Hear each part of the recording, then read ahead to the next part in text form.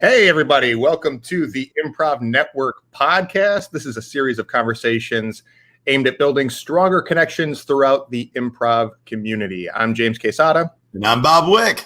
And we are your education team for the Improv Network. And go to theimprovnetwork.org and check out all sorts of resources. And guys, listen, here's the thing. On the website, there's interviews and there's blogs, and you can make yourself a profile for, as an individual, a team, and a festival, a theater, all this stuff.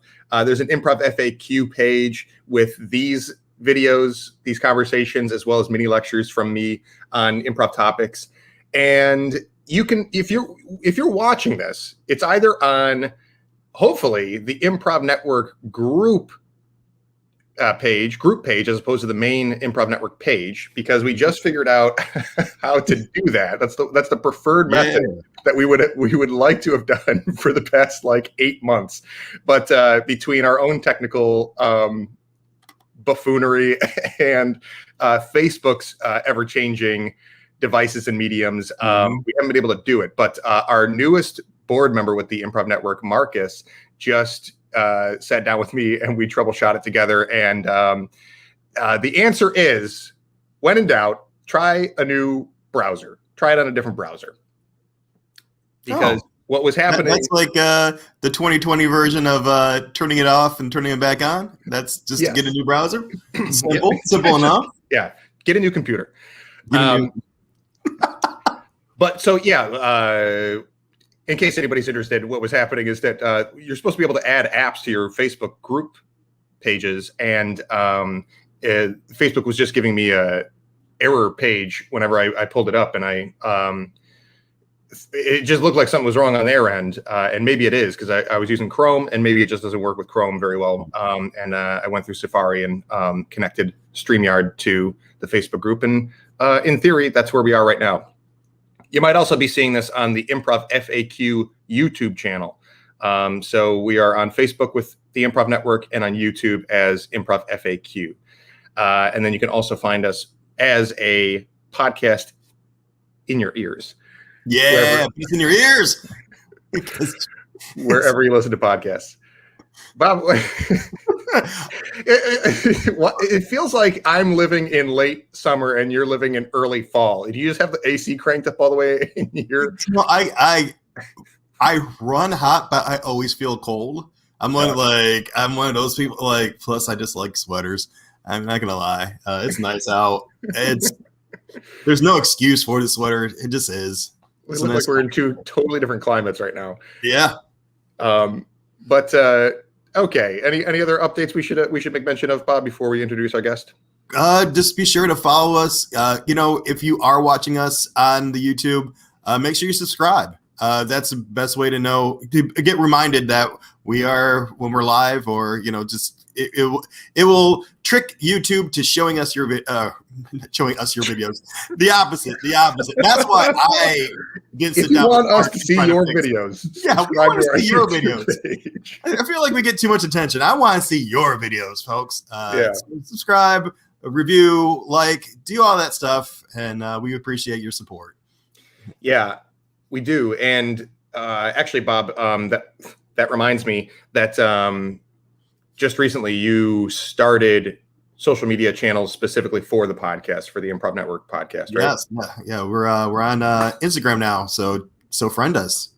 And I'm going to try to make, I wouldn't say exclusive content, because it's basically stuff that we're showing that day. And but you get updates, and you're going to know who our guests are, and actually I'm going to try to field out topics, see what people want to talk about, get your opinions. Yeah, I want to be more interactive with everybody, because, like I said, the premise of the show is a conversation on the bar, and we've been the only two at the bar for a very long time. So I want to invite some more friends over, have a drink. Yeah.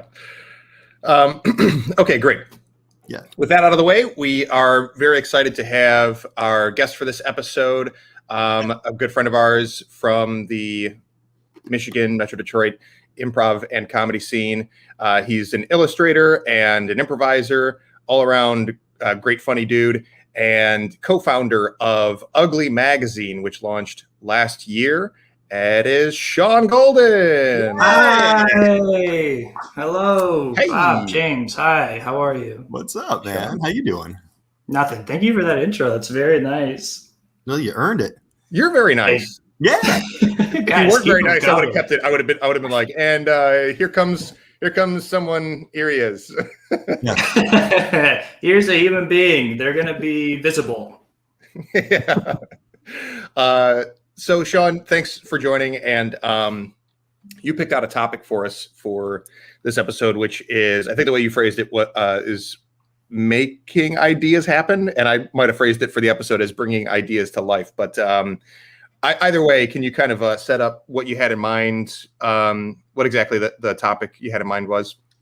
Sure. Yeah. Making ideas happen or bringing ideas to life are both perfectly adequate ways to describe what we'll talk about, which is mostly like process stuff, how to take an idea, put it in a Google Doc basically, and bring it to fruition. So if we're having a conversation at the bar, everyone is now backing away. Hey, what you guys talking about? Yeah, they go.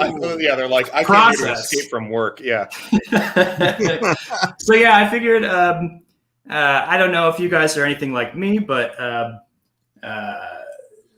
getting things done is really hard. I have plenty of ideas that I feel like I want to execute on, but it's really hard to actually take them and do something with. So for the past year, we've been running the magazine, which has had a lot of hurdles, a lot of things to organize, a lot of gears turning generally. So I thought it might be useful to just talk through ways to organize projects and get stuff done. And given you all's experience in positions that you've held in theaters, I'm super interested to hear your perspective on how you get things done. And we're literally inside of one of your projects. Yeah, right. Yeah. So yeah, super curious to you hear heard our about y'all secret. too. Get yourself a new browser. Yeah, I'm changing browsers like once, twice a week, bro. Man. That's what I'm doing. Where do you get those? Amazon, eBay? Dude, I help people do it themselves. Find your own browser. I know a guy. But let's give a shout out to the magazine up top here and kind of give a breakdown of what it is, just so as we talk about this stuff. I'm sure a lot of your most recent experience is going to come through the lens of launching that magazine with the team. So let's go ahead and start by saying that it is a hard copy magazine. It's called Ugly Magazine, and it's illustrated. It's, I guess maybe a close reference point might be like Mad Magazine. Am I right about that? Absolutely. Yeah. It's a illustrated indie comedy magazine that we started about a year ago with the team, Molly Lampe, Doug Koldix, Alex Bergmans. This most recent issue, we had Esther Cohen contributing to the mag. We had this super talented artist, Justin Lemon, do our cover art. Basically a quarterly I was wondering magazine. if this was you, because this magazine cover for the third issue, which you've labeled as issue 8, Yes. is pretty close to in your style, with sort of like the disproportionate, like skinny arm, noodle arm, and goofy shaped body kind of stuff. But it's like airbrush, or what do you call this? The style 3D. 3D. He knocked it out of the park. Go pay Justin Lemon to make you stuff. We can put a link somewhere. He absolutely killed that cover. I guess what more about the magazine? So next year we're going to be doing 4 of them. So it'll be a quarterly magazine. We have monthly subscriptions. We have yearly subscriptions. Pretty soon we're going to be coming out with a bunch of new stuff. We're going to start experimenting with merch to see if anybody wants that. So if that's something you're interested in, we'll be having a new website launch in a couple of weeks. Oh, wow. We're working on an NFT project. I have some technical friends who know about that stuff, and I'm just drawing stuff, and they're doing all the hard stuff. Next year, we're working with some folks that if this some of our merch sales go well, we'll try to produce potentially like a tabletop game So a lot of stuff going on and a lot of potential, but our main focus is just writing really funny stuff and drawing really funny stuff in the magazine. Yeah, that's ugly. Sweet. Yeah. And I think actually we've had now that with you as a guest today, we've had all of the founding members on the show. I think because Alice was on as part of the Bureau's album episode, right? Right. Yeah. You So collected them all. We've completed the set. Yeah. Yes. But okay, cool. So yeah, I guess my question for you, getting this conversation about bringing things to life started, is this is obviously a lot of work. It's something that's long term, and you guys as a team have a lot of ideas for. I haven't really worked with you on a lot of process before. Are you typically pretty organized and the kind of person that knows how to bring your own ideas to life, or was this kind of like a whole new hurdle to get over? Yeah, I think a little bit of both. I mean, we've had to learn a ton via this process, but I do generally like process and structure. I thrive in that type of environment. When we're there's like three types of people. Ugly swag, yes, please. It's coming. In your description, there should be a book linked that's called Making Ideas Happen. And they describe when you're working on a project with people, there's three different types of people. There's dreamers who just come up with a ton of ideas, but have a hard time keeping them organized and are constantly allured by the new interesting thing instead of getting the thing done that they thought of. There's doers. Those are like the pragmatists that are super focused on purely execution, but they lack that type of imagination to come up with ideas to execute on. And then in the middle of that, there's incrementalists who are can do a little bit of both depending on what's needed for a project. But those folks tend to start too many projects and can't complete them. I would describe myself as the incrementalist. I kind of jump around between those two things depending on what's needed. But yeah, the process of getting this project started was kind of just started very loosely as like, I want to create something that's illustrated that you can hold, and started pitching it around to people that might be interested to it, which is a great thing to do. If you have an idea, you don't have to keep it to yourself and worry that someone's going to steal it. They actually get stronger by hearing from people and their feedback and what they think it should be. Started organizing a team. Wait. Can you back up and elaborate on that a little bit? Like a certain type of person, or you think that across the board, you don't worry about people stealing your ideas because you should actually thrive off of people's feedback or sharing it with people? Yeah, that's. I think there's a certain power in community. We have a especially tight community in the southeastern Detroit metro area of comedy folks and creative folks who all have a lot of ideas and have stuff that they want to get done. And the great thing about having all those people around you is that you can utilize them and get their feedback to refine your ideas. So I think maybe some people have a tendency to want to keep their ideas internal. That could be stemming from a place of fear. You might be afraid to like put your ideas out there and have them squashed, or fear in the way of like, I want to do this, so I don't want anybody else to know about it. Mm-hmm. But I think talking about it does a few things. You can hear from people and what they think about the idea, which is important to know if you're heading in the right direction, if it's something that people might be interested in. And outside of that, it gives you like a commitment. You've told people you might do a thing, which is a commitment. People, the next time you see them, they're probably going to ask you how that project is going. So share your ideas. Yeah, it's only helpful. I agree. I'm trying not to be negative, but I do agree with all these things because you have to hold yourself accountable at the end, right? And there is a type of person you tell your ideas, and no matter how great the idea is, they're going to shit all over it. So you just keep that in mind. Like, I just want to put that caveat in there. Like, pick the right people to tell. Yeah.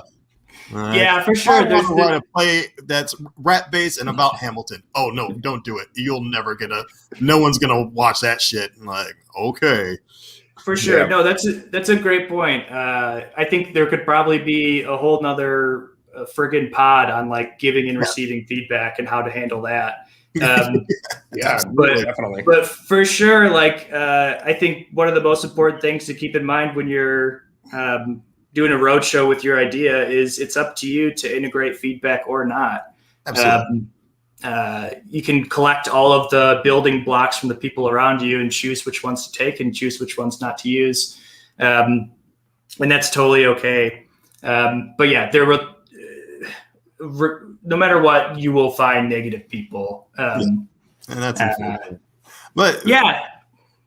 Also, when you do find those negative people, let that fuel you. You know, because again, if you're the conductor of this train, you gotta get it going, man. It falls like your motivation falls on you. It shouldn't rely on other people. Yeah, find some adversaries for your story. You know. Yeah.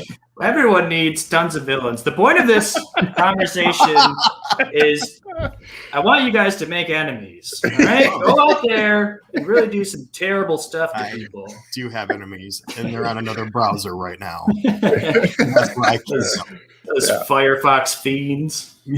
But so, okay, you're shopping this idea around and taking feedback and getting energy from saying it out loud and getting people's reactions to it. And then that's like the beginning nuggets of the idea or like the early stages of it. And then where does it go from there? Yeah. So from there, what I want to do and generally recommend to do is get all of the ideas into like some type of written document. Also, as a link in the description is a project plan Google Doc template that you can use to duplicate if it seems useful to you. But I'll pull it up right now and talk through some of the stuff that's in there. Oh, can you screen share? Ooh, yes, I can. Sick. You're gonna need a new browser or to buy a new browser. No, I didn't. That's gonna be my answer to everything. Chrome needs permission from StreamYard, so let's skip that right now. I can talk through some of the stuff.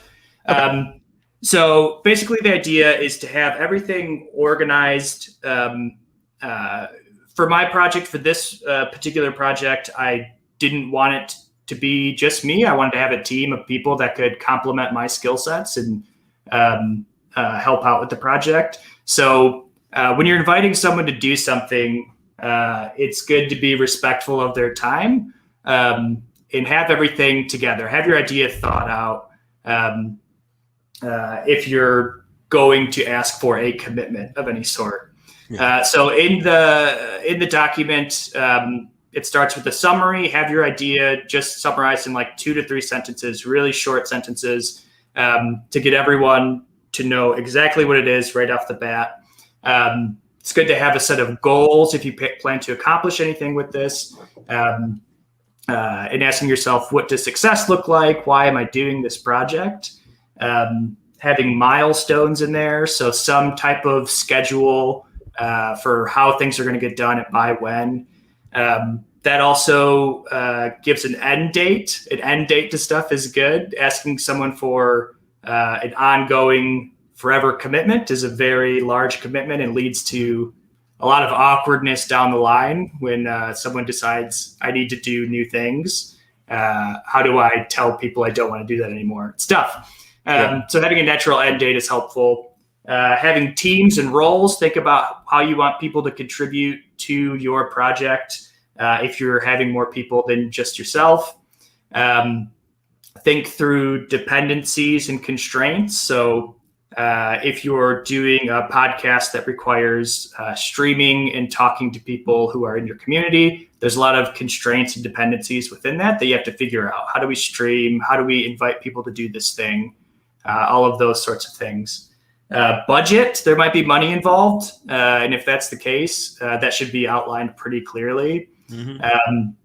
And then lastly, just a list of inspiration and examples to give people a bit of context on your mental model. As people are reading through the description, they might be thinking of it in a way that isn't quite what you had in mind, which can be useful.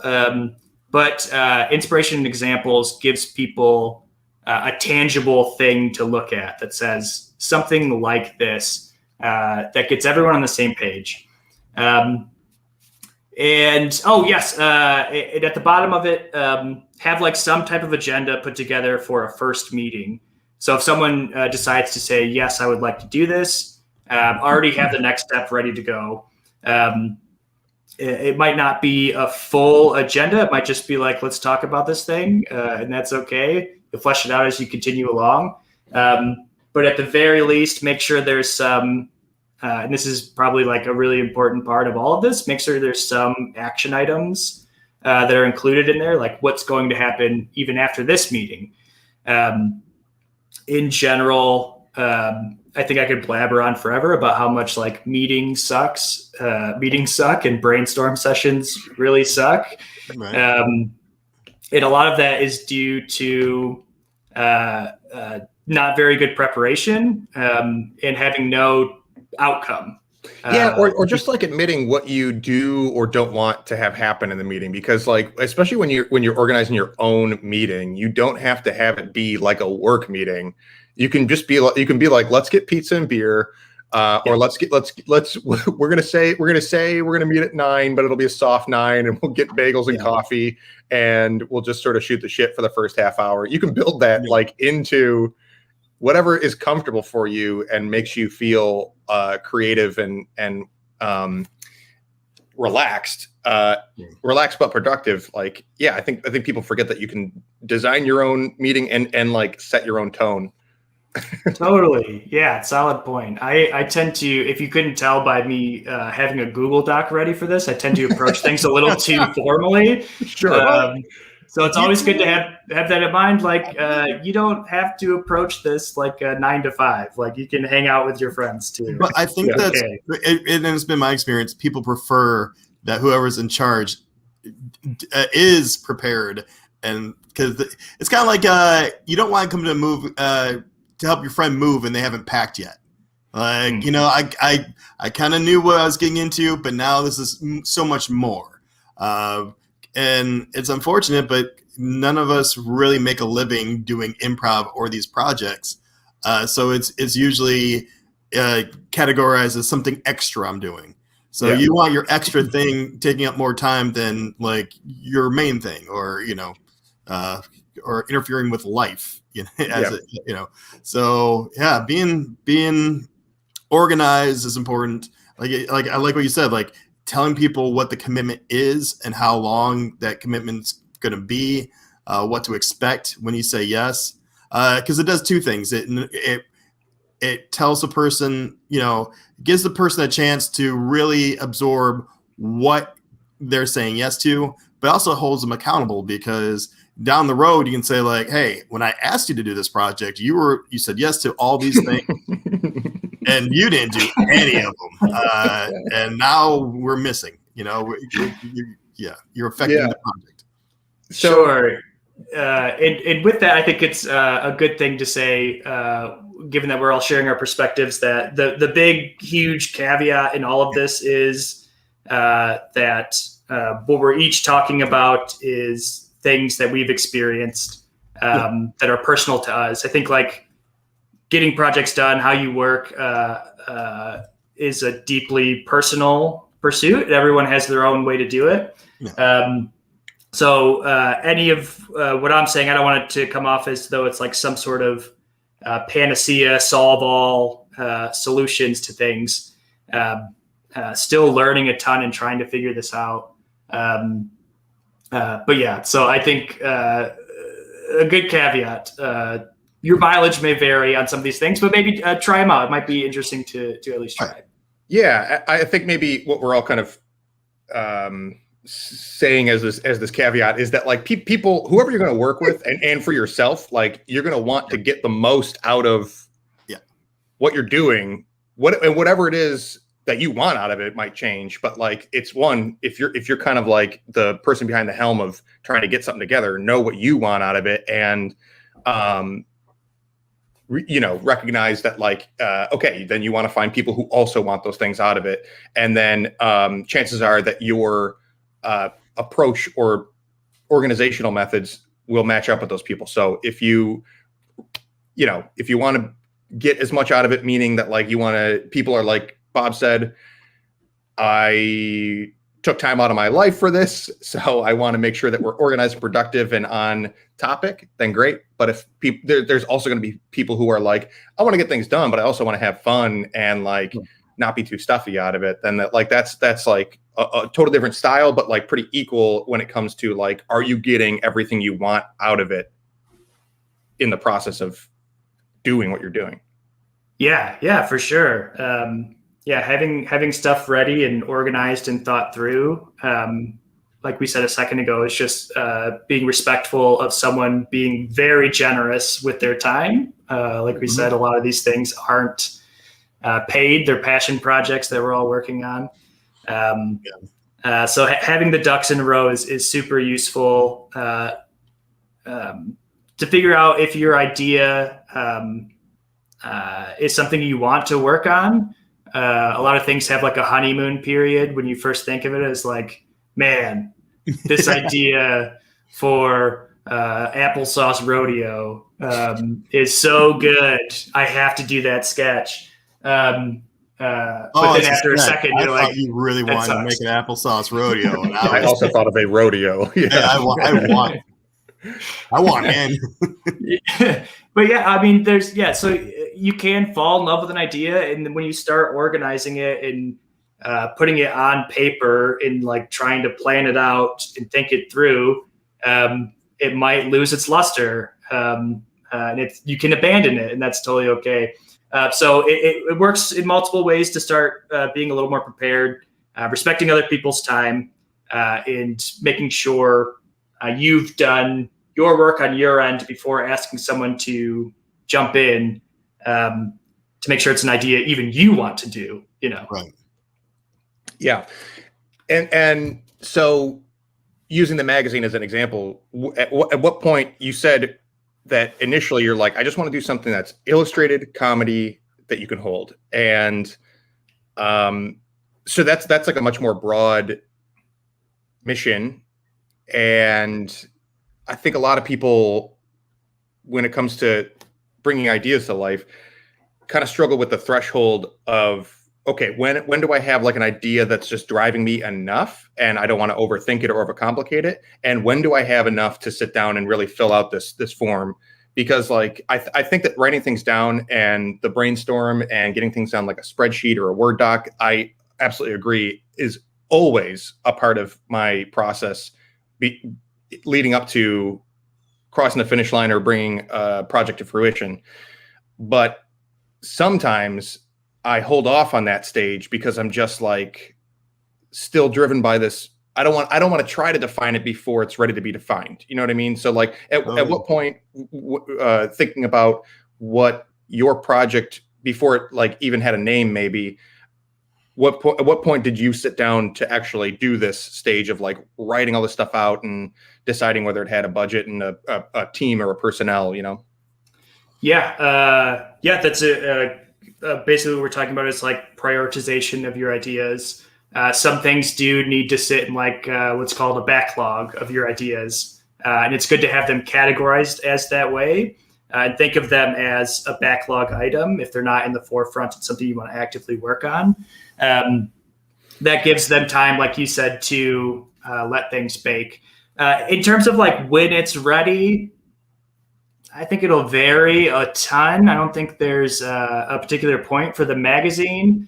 I got to talking to people pretty early on and needed like a lot of help to define what it was going to be. So that was part of our project plan, is this needs a lot of definition. We have a couple constraints in mind that I think we can be really creative within, we actually have to figure out like what it's going to be. Here's a timeline for it. Here's a goal of kind of generally what might be interesting to do. Here's some inspiration in a first meeting agenda. So yeah, I mean, it's tough because like you said, not everything needs to be so formal. Like if you're really hit by an idea and inspired and it's something that you can create right away, I think just make it and put it out there and start getting feedback. And then you can figure out like, is this worth any more investment of my time and resources? It's a really quick way to get some feedback from the community that surrounds you. So okay, if I'm understanding you correctly, the idea of putting things on paper isn't just for like these things that you're describing is not just for one idea when it's ready necessarily. It's for like all your ideas. You got on this list, you have Ugly Magazine and Applesauce Rodeo and high concept sci-fi improv show. Right.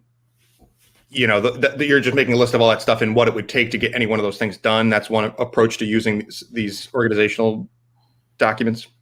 Potentially. I don't think every idea has to go through such a rigorous form. I'm just thinking like for people who are overwhelmed with like, man, there's so many things that I want to do or could do.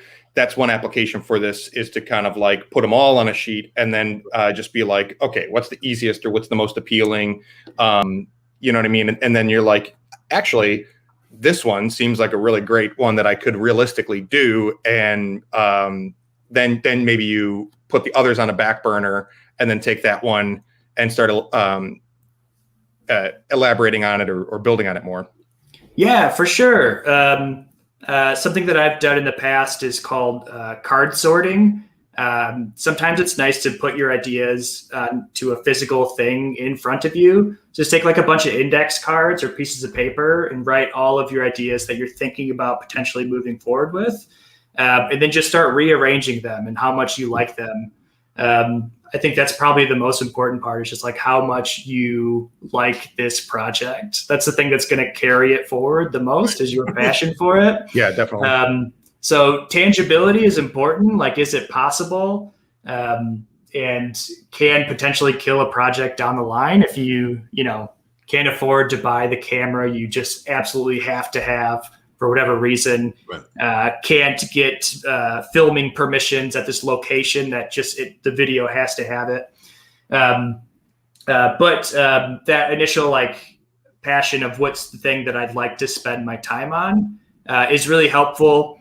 And if you have a ton of projects already going on and are trying to figure out like, where do I spend my time on? Something that I used to have up in my office before we moved, I called it a project wall.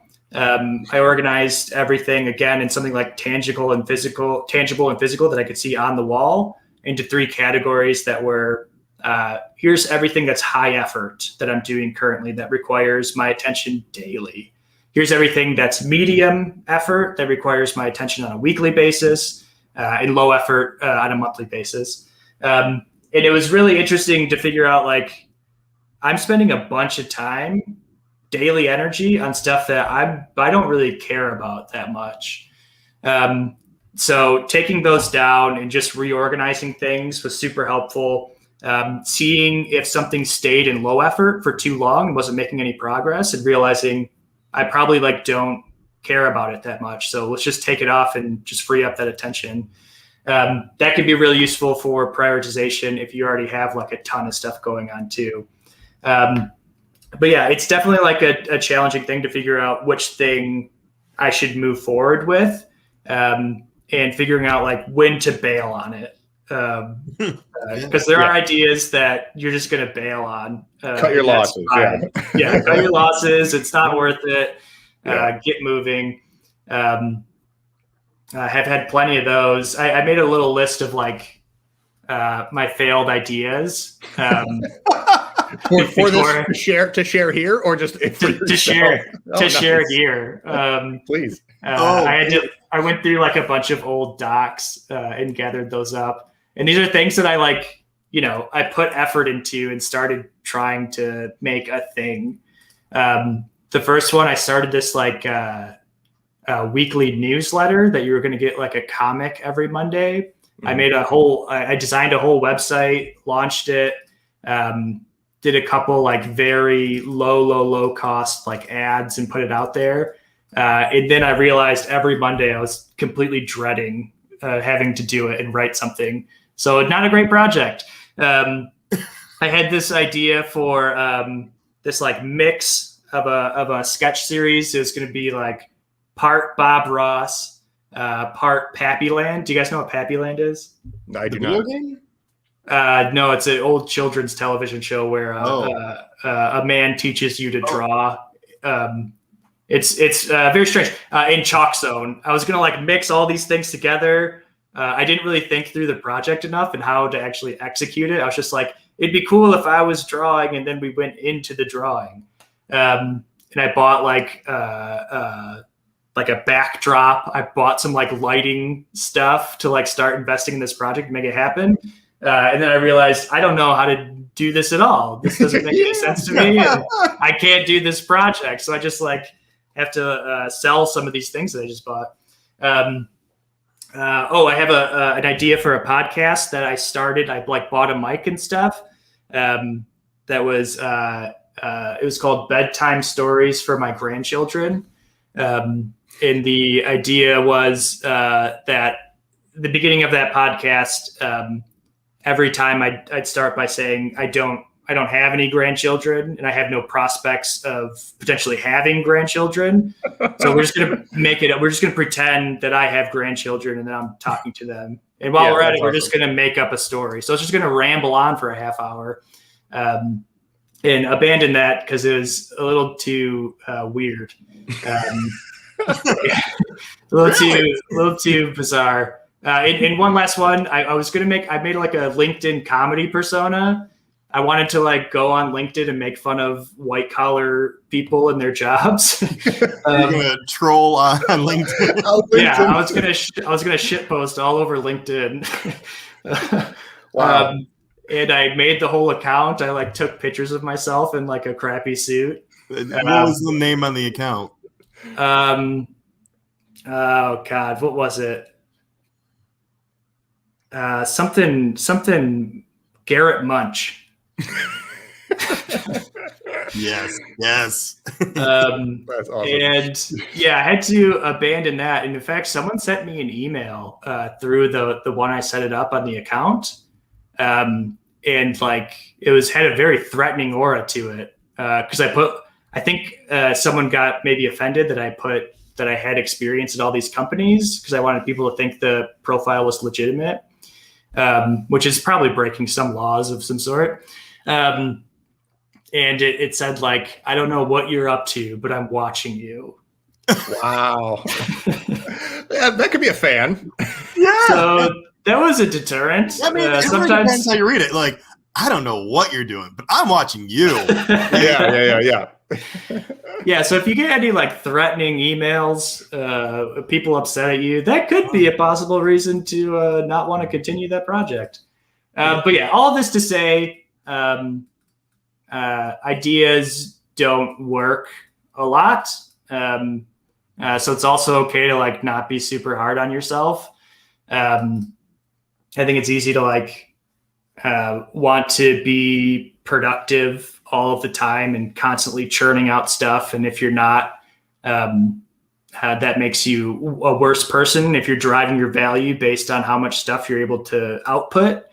So a lot of things won't work, and that's okay. You can bail on them and start something new that you find to be more passionate about.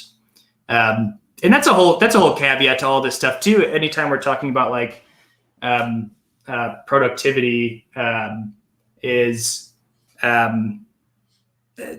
value in taking a second before you're jumping into all these projects and checking in with yourself, and making sure if you're at a position where like you need help, if you need therapy or anything like that, if you have a mental health situation, none of these things are going to be fixers for a literal like chemical imbalance in your brain.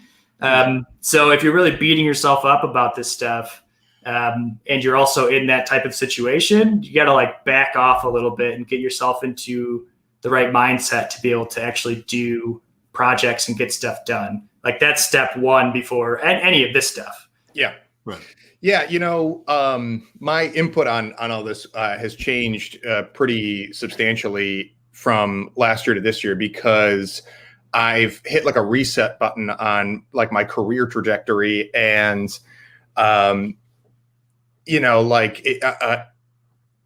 honestly, I look back and I'm like amazed at how much I was able to be productive I've never been like well off or like financially very stable or like in a strong like health routine or anything. So like it's amazing to me that I have had so much fuel to burn in the past, because like right now I'm like I changed career trajectory at the end of last year, beginning of this year. And it's just taken me so long, like up to this point, to kind of get some stability. And even then I'm like, there's like next steps and just like getting a new job, leaving an old job at the same time that I'm starting a new one. And then like just trying to maximize what the new job has to offer. And then I like at the end of last year, I pushed pause on like all my creative projects. The holiday album that we did with Go Comedy was the last thing that I did. And I was like, after this, I'm like done until I figure out like my job. And it's like, yeah, you absolutely got to take care of like your Maslow's hierarchy of needs. And right now I'm like trying to prioritize, again, just like getting into a routine with my work and starting to try to exercise. And these are like goals that have been like, I've been wanting to like work into my creative stuff for so long, but I've had this big shakeup, and now it's like, okay, cool. Since I took a break from the creative stuff, now I'm going to take a whole different approach and take care of like my personal needs. And then eventually I'll work back in the original creative stuff. And so it's definitely like, it just made me think about things. And I can't even like imagine having like kids or like a serious illness or injury right now. Like, and there are people that are twice as productive as I am, that have some or all of those things going on. And it just amazes me. And I can no longer fathom the mode that I used to be in like my previous life. Yeah, for sure. That's so much stuff.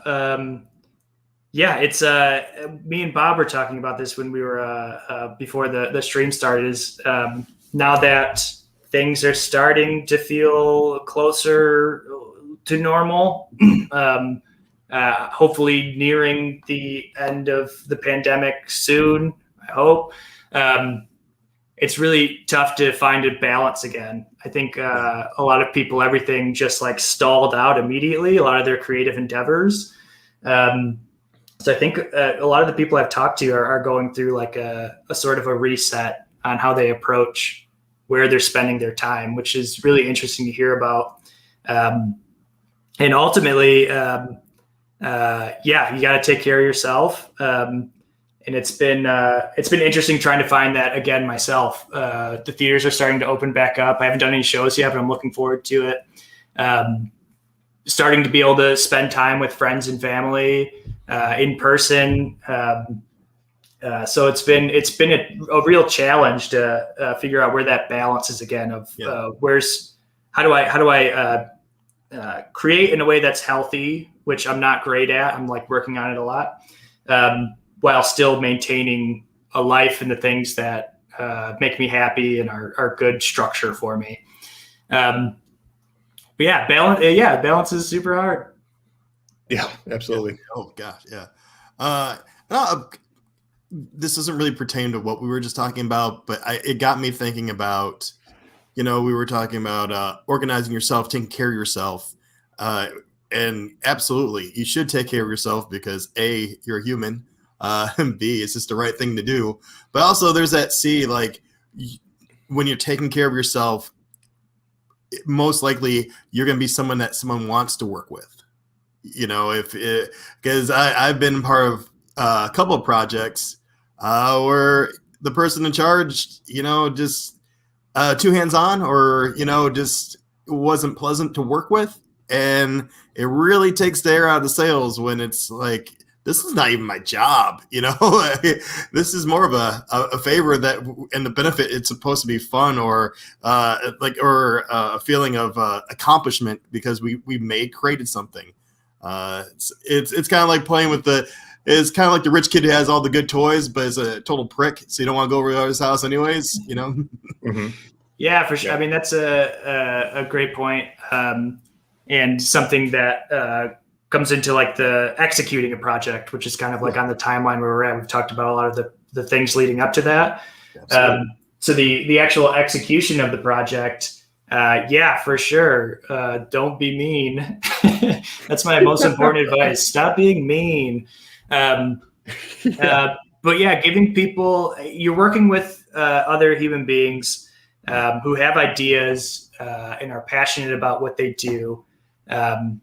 And they have inputs that are going to change the idea, that are going to make it better.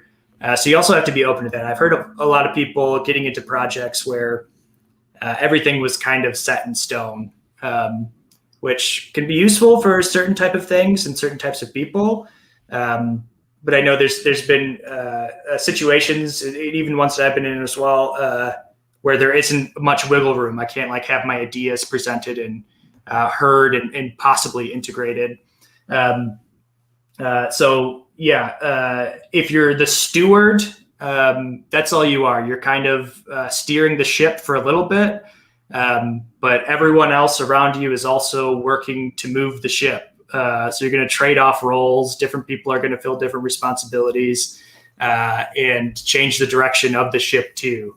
And that's how I think that's how it ought to be, Absolutely. I mean, that's what we do as improvisers, right? We introduce an idea and then it becomes creation by committee. I don't know why I said it the way. That's what we do, kids. That's the magic. You should have saved that for like 12 minutes from now. That's a perfect ending line. I'll repeat it. Now we have to end. Oh, man. Yeah. So, but let's come back to Shawn. Are there additional things on these resources that we're linking to that you wanted to cover or talk about how you make use of, or does that pretty much cap it off? I think that pretty much caps it off. I mean, if anybody finds this useful and actually uses it, and there's any part of it that's like confusing or weird, or you think could be better, just let me know, because I'm trying to use this for most of my projects, at least one that like require a little more formal upfront planning. Mm-hmm. But yeah, like a lot of this is just making sure everyone's on the same page. And if you have an idea in mind, even if it's a little vague, at least create some guardrails around it so people understand what you're kind of trying to pull off. And you can literally say in the doc, this still needs definition, or this part of it is in progress, and I'd like to get your opinions to figure this part of it out. That was our first meeting for the magazine, was very much like literally sitting down and saying, what is this going to be? And we brainstormed a bunch and took actions outside of it, came up with ideas for what different pages could be, how we could approach the tone of the magazine, and how the intersection of all our sensibilities is going to work together. It's great to have to be prepared, but it's also okay to like have your collaborators help you figure these things out too. Yeah, definitely. I think I was watching, I think it was a documentary about Mike Nichols, and who is, if you don't know Mike Nichols, he's part of like the old school Second City, Nichols and May, did their like sketch routine as a duo back in like the 50s or 60s or whenever they did it, 70s, 80s, 90s, 2000s, 2040. a while back. They're still going. Black and white photo time. But anyway, he was invited by somebody to film a movie, might have been The Graduate, or whatever his first movie was. He got invited to do it, and he's like, I don't know anything about directing film. And they were like, but you don't need to. You're a director. We'll get you somebody to run a camera.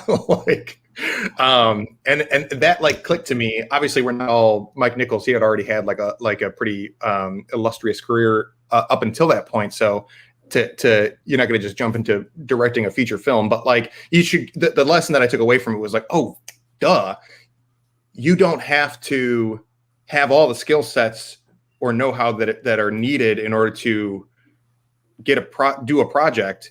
You just have to have the team that has all the necessary components.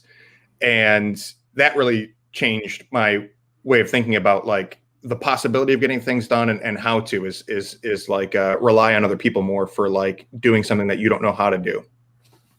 Yeah, totally. It's a great way to think about it if you're planning to form any sort of team. It's nice to be aware of your own shortcomings and stuff that you can't do, or maybe you don't want to do. And if you know people who can and want to, that's a great collaborator. I think that's probably worth getting into as well. Is like the dynamics of a team are also like tough. It's like interpersonal. So no matter what, it's like a little bit messy. We're all humans. So creating an environment where as a team, you can keep the dynamic strong and collaborative while allowing for people to disagree and have dissent and not want to do something and keeping it respectful is always really hard. Yeah. And that's something to keep in mind as you form a team too. Are these people who you can be honest with? Is it someone who there's sometimes where I look at some people who I really admire that are around me, and I think like, could I really do a project with them? I don't think I would like try too hard to impress them and just say yes to all their ideas, you know? Yeah. Not to say that I don't admire the people that are currently working on the projects with me. They're I think way funnier than me. They're incredible, the most beautiful. You hear that, Bergman? Talking at you. I love my Bergs boy. Happy birthday, Bergmans. Oh, yeah. Is his birthday today? Yeah. Awesome. Happy birthday, Alex. But yeah, so I've gotten really close to all the people that I've worked with. That I'm currently working with on the magazine. And when I was kind of floating the idea of possibly doing it, they were pretty clear people who I wanted to work with, that I knew we could talk about things in a way that was respectful and honest, and have a lot of fun, of course. But also when things get hard, if you're in a longer term project, having the ability to disagree is really important.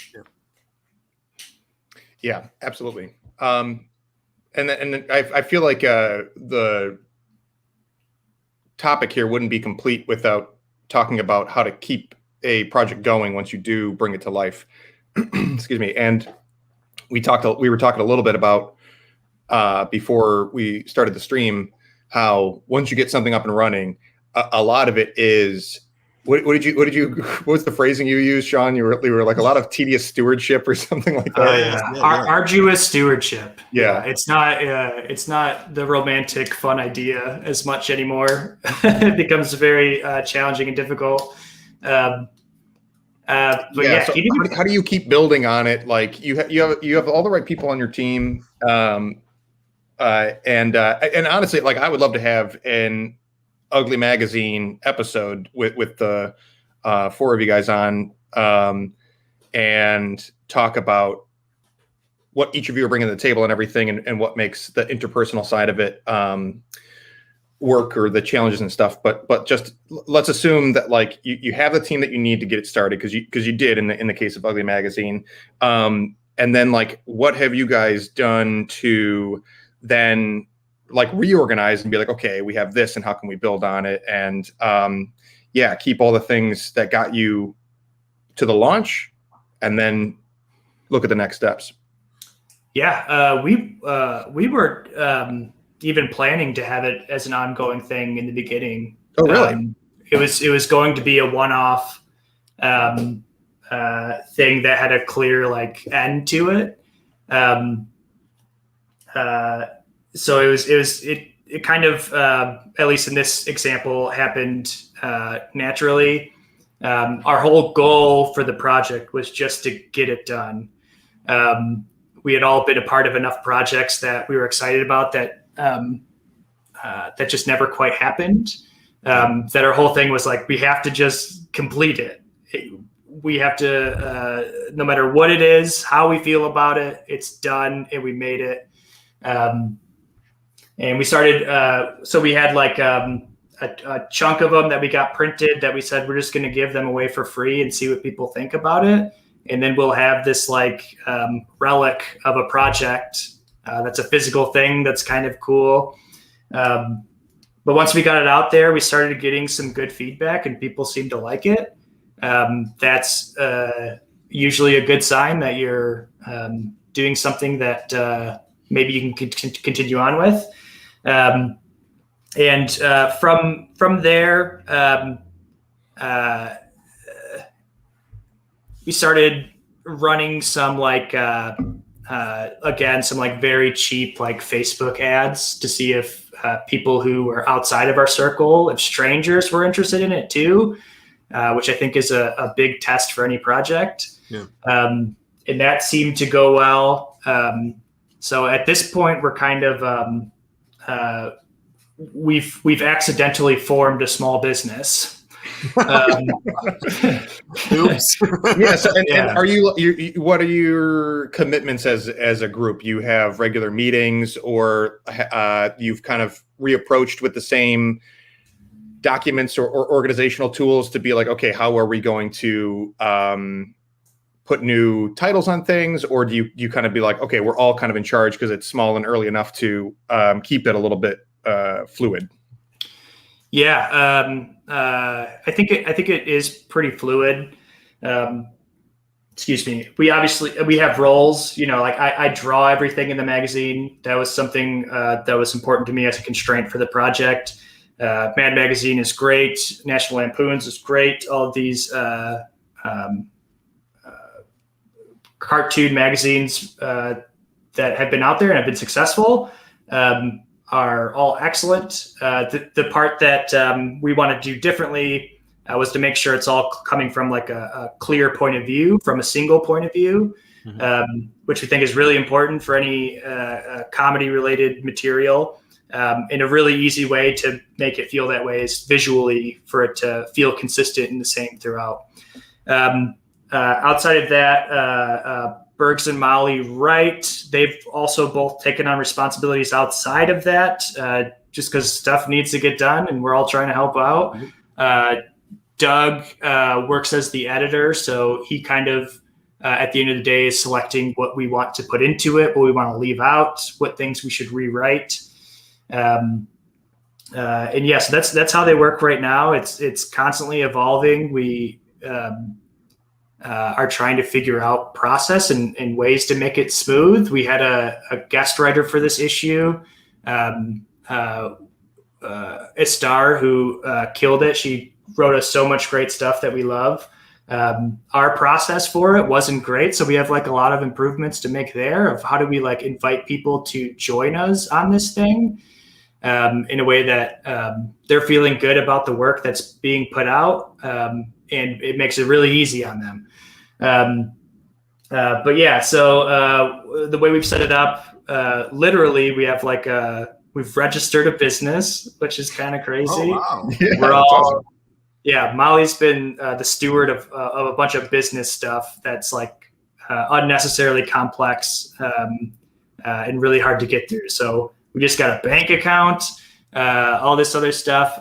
We're splitting everything 25%. Everyone has an equal share of ownership over the magazine. But yeah, that is the way things are currently set up.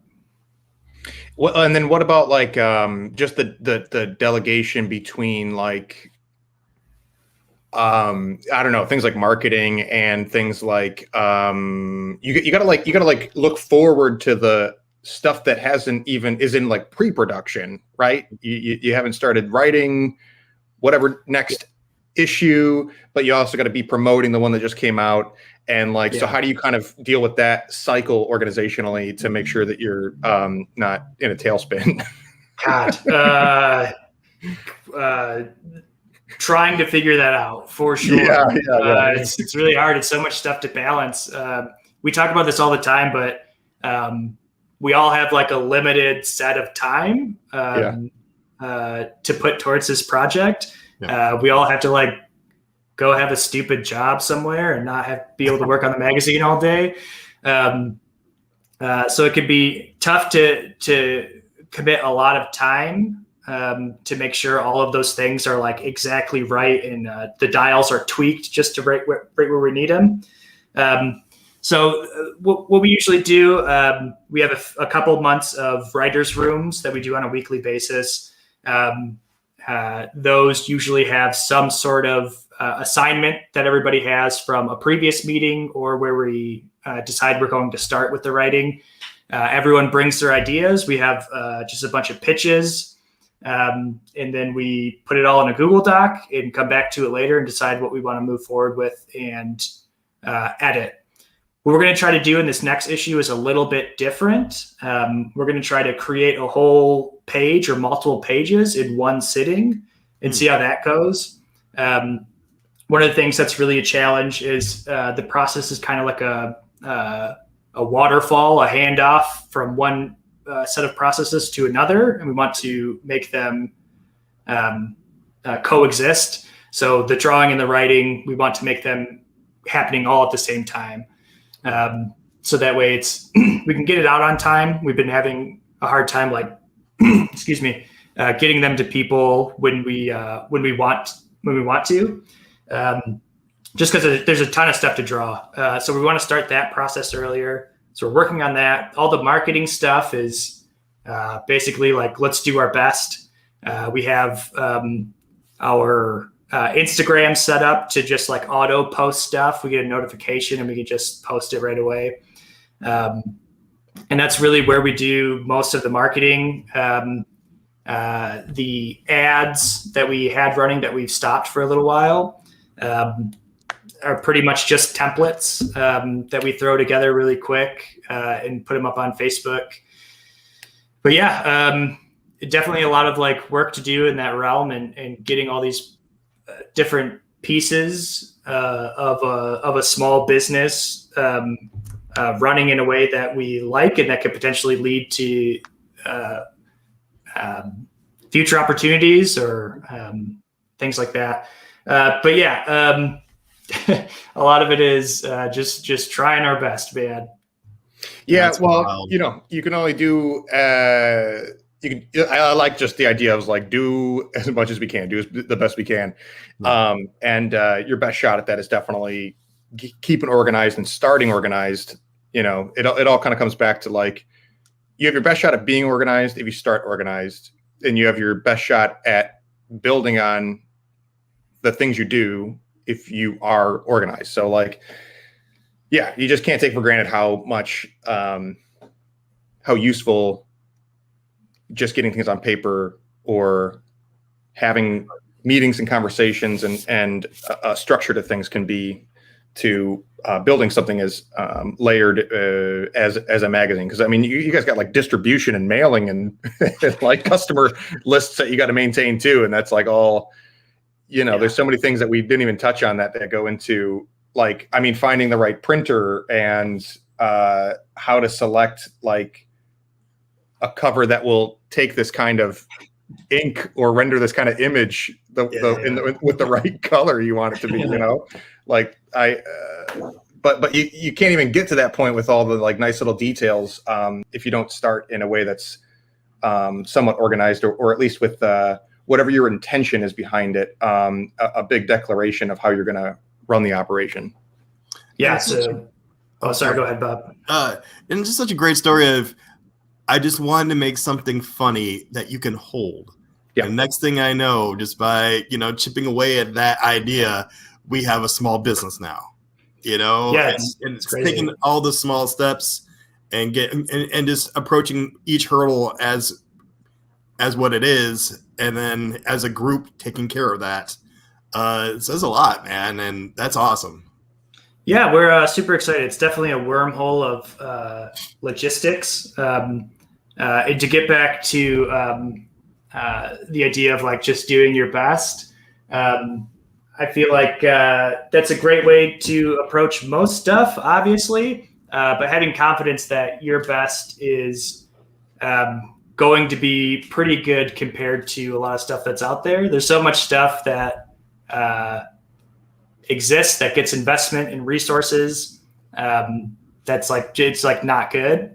So you can at least do better than like not good, just having faith in your ability to put a deadline on something and say, I put all of my effort into it that I could, and I can't tweak this anymore. I can't work on this anymore. And this is what it is. And I have faith in the amount of hours that I put into this. It's at least not bad, which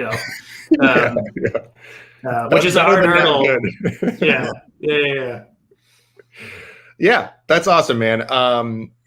Well, I think that's a good point to wrap up the conversation, and it's been a really great one. I think that's such a great topic, and I really appreciate you sharing the resources for organization, because starting that stuff from scratch is its own challenge for a lot of people. I know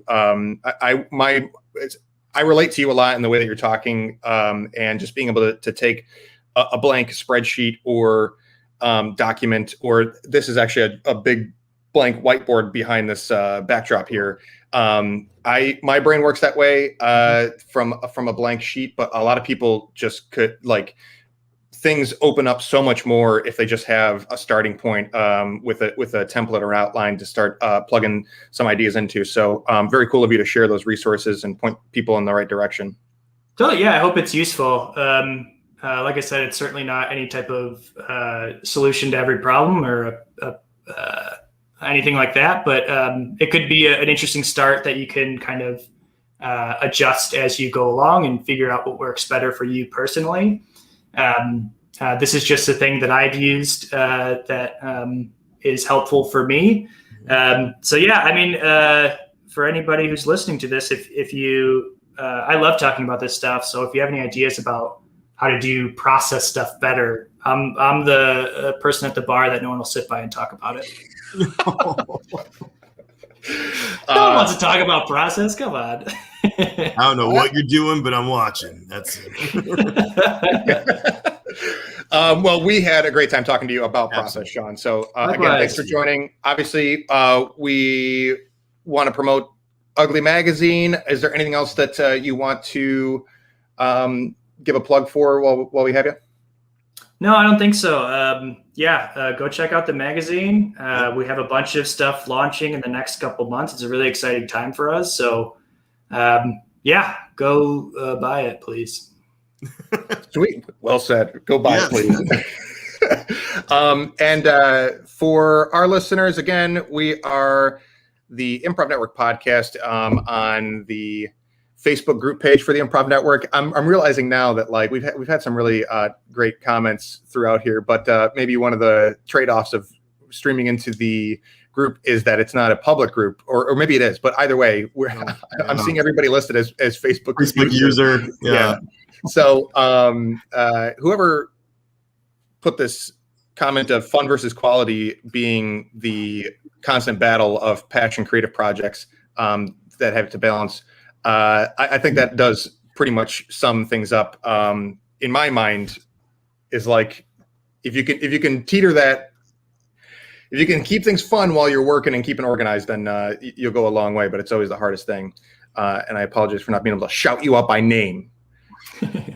But anyway, also check us out on YouTube under Improv FAQ, and we appreciate you joining and all your comments. We will catch you next time on the Improv Network podcast.